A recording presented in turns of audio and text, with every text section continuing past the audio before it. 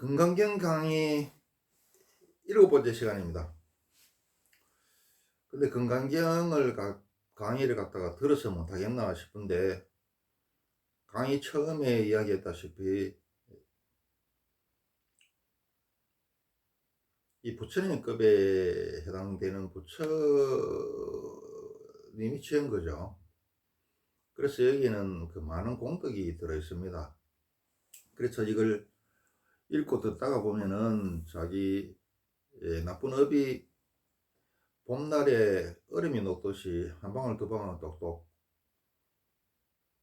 녹고, 또 복이 처마 끝에 물이 떨어지듯 똑똑 떨어져서 한 방울 두 방울 쌓입니다. 오늘은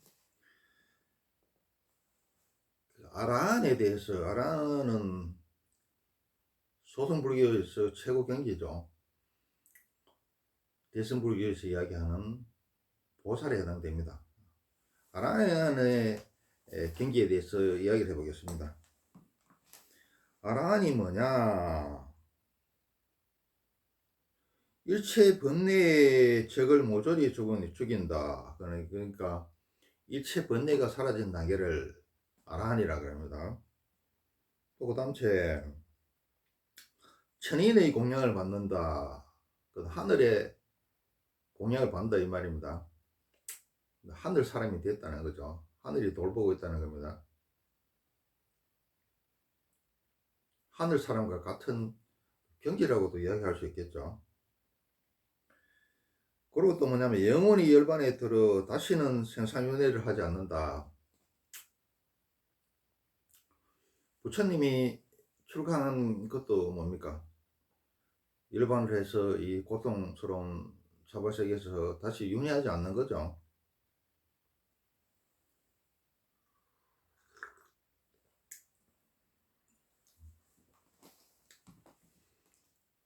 수부리가 어떻게 생각하느냐? 아라한이 나는 아라한의 경지를 이루었다는 생각을 하겠느냐? 부처님이 수부리에게 묻습니다. 수부리가 대답합니다. 아닙니다, 부처님이시여. 부처님이시여, 그러한 생각에 걸리지 않아야 참된 아리안이라고 할 수 있습니다.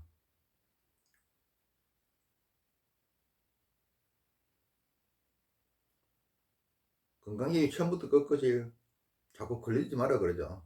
어디에도 걸리지 않는 마음과 핵을 내라는 겁니다.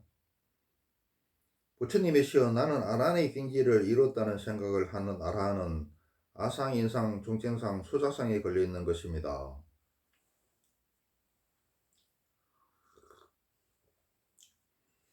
부처님이시여, 부처님께서 저를 보고 매우 평화롭고 흐뭇하게 사는 경지를 이뤘다고 하시므로 저는 탐욕에서 벗어난 아라한이라고 할 수 있습니다. 여기서 아라한에 대해서 다시 설명이 나오죠. 탐욕에서 벗어나서 매우 평화롭고 흐뭇한 그런 경지를 사는 사람을 아라한이라 그러죠. 그러나 제 자신이 나는 탐욕에서 벗어나 아라한의 경지를 이뤘다는 생각을 하지는 않습니다. 근데 탐진치가 우리 삼독이라 그래서 나쁘다고 생각하는데, 여기 탐진치 중에 제일 첫 번째는 침이 더 어렸었기 때문에 욕심을 부리고 성을 내죠. 그런데 불교에서는 탐진치를 나쁘다고 그러는데, 근데 어리석은 거는 나빠요. 어리석은 거는 절대적으로 나쁩니다. 불교는 또 지혜의 종교죠. 어렸었기 때문에 욕심을 부리고 성질을 내는데, 우리가 또 세상 사는 어떻습니까? 또 음력으로 이루어져 있죠. 여기는 또 절대세계도 아니고 또 사바세계죠. 그리고 우리가 아나의 경지를 정득한 것도 아니고 또 부처의 씨만 갖고 있는 또 타락한 부처죠. 중생이다 이 말이에요. 그러면은 욕심이 꼭 나쁜 것만은 아니다. 나쁘기도 하지만은 욕심이 또 죄의 출발이죠. 성경에서도 똑같이 이야기합니다. 근데 좋은 욕심도 얼마든지 있죠. 효도하겠다는 욕심, 공부하겠다는 욕심, 내가 공부를 해서 자리에 타겠다는 욕심, 내가 아란이 되겠다는 욕심, 내가 욕심을 버리겠다는 욕심, 이거 다 욕심입니다. 욕심이 또 모든 것을 이루는 출발점이고 에너지죠. 그래서 욕심을 갖다가 무조건 나쁜 것으로 봐서는 안 되더라. 썩내는 것도 그렇습니다. 썩내는 것도 무조건 나쁘지는 않다. 썩내는 걸 갖다 참아야 될 때도 있지만은 성이 안 내는데도 일부러 썩내는 척 해야 될 때도 있죠. 어린애들을 갖다가 훈육하거나 안 그러면은 적을 상대하거나 외교를 하거나 이럴 때는 또 일부러 화를 내는 것도 필요하죠. 여기서 탐진치가 나쁘다는 것은 절대 경제에서 나쁘다는 거고 그런 거지. 우리 사고세계를 사는 우리는 탐진치를 갖다가 무조건 나쁘다고 생각해서는 안 된다. 그게 필요할 때도 있다. 그리고 뭐를 발휘할 때는 자기가 단계별 자기 수준에 맞게 발휘를 해야 되지. 예를 들면 초등학생이 80kg를 들 수는 없죠. 80kg, 대학생이 80kg를 든다 그러면은 초등학교, 중학교, 고등학교 이렇게 올라가면서 양을 늘려야 되겠죠. 양을 늘려가면서 연습을 하면 80kg 들 수 있지. 처음부터 80kg 들려고 하면은 들지도 못하고 다치기만 하더라. 근데 어리석은 거는 나쁩니다. 어리석은 거는 어디에도 쓸모가 없어요.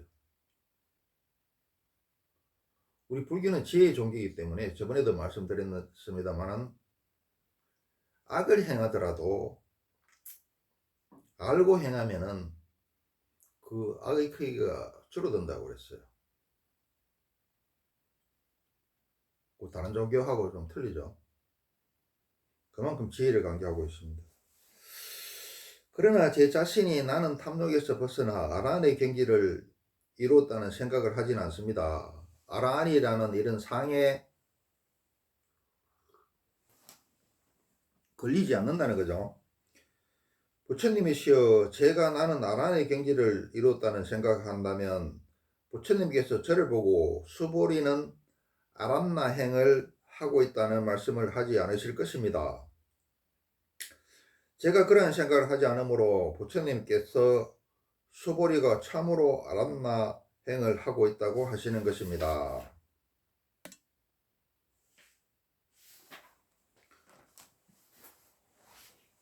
아란의 경지에 대해서 이야기하고 있습니다. 그런데 아란이 소승불교의 최고 경지인데 이것도 대승불교 하는 사람들은 소승불교를 엄청나게 또 비난을 하죠. 그리고 우리가 국민윤리 시간이나 세계사 시간에 이걸 잘못 배워서 소승은 아주 편협되고 뭐 작은 수레고 대승은 큰 수레고 뭐 엄청나게 거시기하고 좋고 대승이 이걸 소승에서 탈피해서 대승으로 나아가야 될 방향이고 이렇게 잘못 배워서 우리도 그게 다인 줄 알고 그렇게 생각하고 어디 가서나 방금 이야기했다시피 국민윤리나 세계사에서 배운 내용을 앵무새처럼 뜻도 모르고 엎조리죠. 그건 잘못됐습니다. 원래 새로운 것이 나오려 그러면은 기존에 있는 걸 갖다가 무자비하게 까야 되죠. 예를 들면은 조선시대에 유교가 나오려 그러면 어떻게 됩니까? 부교를 무지막지하게 까야지 되겠죠. 불교의 발전 단계가 어떻게 되느냐 하면은 원시불교, 부처님 원시불교는 뭐냐면 부처님 그 살아계실 때의 그 불교를 말합니다. 그 당시 부파불교, 대승불교, 밀교 이렇게 순서로 발전되어 왔는데 부처님이 처음에 가르친 것은 어려운 말을 안 썼습니다.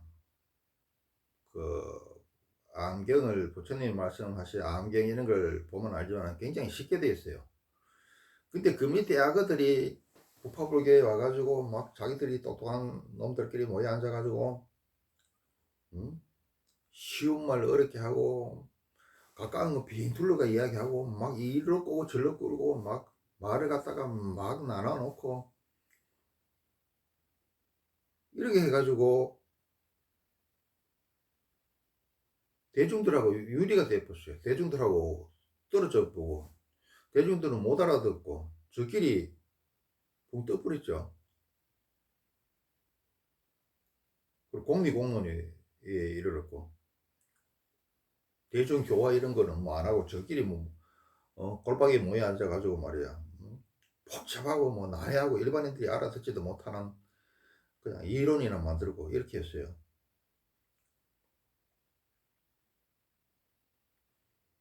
그렇게 되니까 일반인들은 불교를 알아들을 수가 없죠.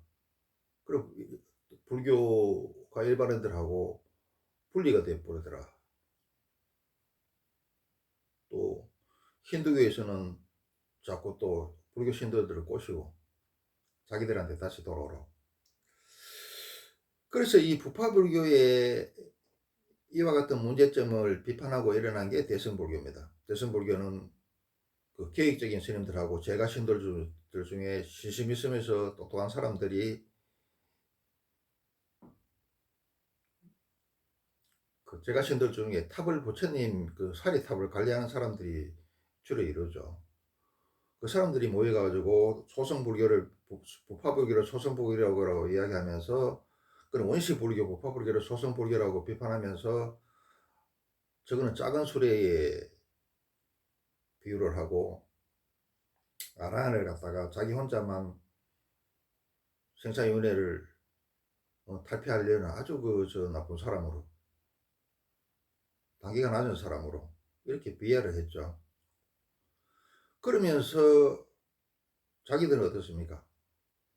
대승불교에서 만들어낸 경전들은 우리가 보고 있는 법화경 뭐 금강경 한경 뭐 그 위에 뭐 오만 겁니다. 뭐 대승기신론이라든지 뭐 이런 거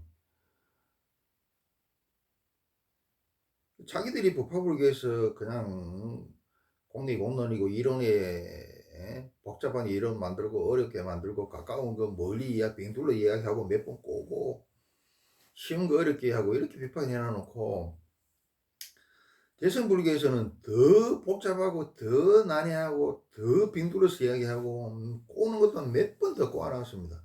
그래서 불교 공부하러 갔다가 불교를 공부는커녕 불교의 바다에 빠져 죽는다는 말이 생겼어요. 부처님은 참 쉽게 이야기했는데 대승불교에는 너무 어렵게 해놨어. 그래서 이게 양도 너무 많고 너무 복잡하고 너무 어려워서 일반인들은 이게 도대체 이해를 할 수가 없어. 이해를 한다라도 몇십 년이 걸려요.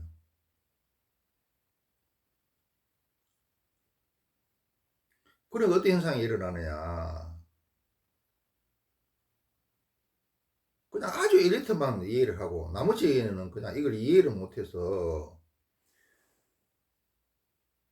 그 원효 스님이 그 나무함이 관세음보살 진짜 나무함이 탑을 이것만 외우면 천당 끝나갈 수 있다고 했듯이 신라시대 때 지금도 일반인들은 불교를 이해를 못해서 그냥 가면은 절만 하고 앉았고 관세음보살만 앉았고 심유정도 대단한 말만 외우고 앉았어요. 이게 잘못됐다 하는 건 아닙니다. 그건 복이나 빌고 앉았고. 근데 복을 갖다가 비하하는 종교인들이 많은데 웃기는 소리 하지 마세요. 복을 비는 게 모든 종교의 출발점이고 그 중간이고 끝입니다. 복을 빌지 않으면은 종교 자체가 있을 수 없다. 기복 신앙 때문에 종교가 존재하고 그 밑에 성직자들이 밥 먹고 사는 겁니다. 그래서 불교를 갖다가 더 골 때리게 만들어 놨어요. 그 지금 하는 짓은 어떻습니까? 소승불교는 하는 게 뭐 중생구제도 하고 법문도 이렇게 하고 뭐 포교도 하고 이렇게 해서 대승불교 짓을 하고 있고 대승불교는 무슨 참선인가 뭔가 대도 안 하는 거 들고 앉아서 혼자 골방에 앉아서 뭐 자기 마음이 청정하면은 온 국토가 청정하대. 그래서 사회 참여를 할 필요가 없대. 그리고 얼마나 불친절하고 얼마나 또 무기는 작고, 뭐가 없으니까 신비주의 한다고 무기를 잡죠. 그 참선 그 되지도 않는 상기병만 걸리고 되지도 않는 그걸 갖다가 그 부처님이 직접 가르친 겁니까? 아니죠. 중국 거쳐오면서 중국 도하고 결합돼서 나온 게 선불교죠. 부처님은 호흡법하고 이파사나 이걸 가르쳤어요.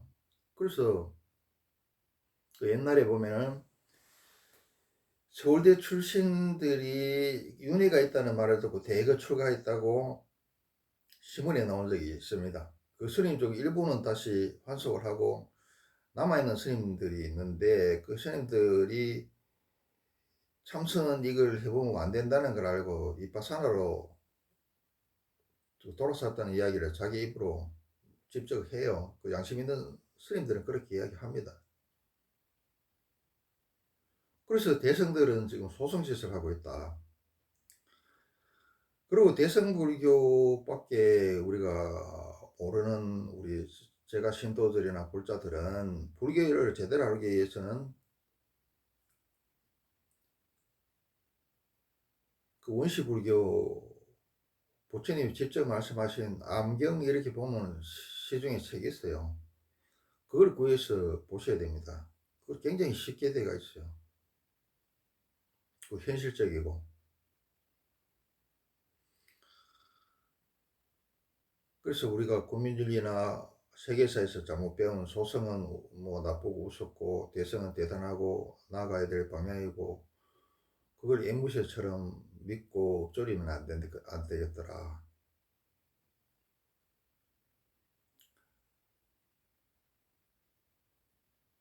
반드시 부처님이 직접 말씀하신 부처님 직설인 안경을 갖다가 사서 공부를 하시라, 이런 말씀을 드리고 싶습니다.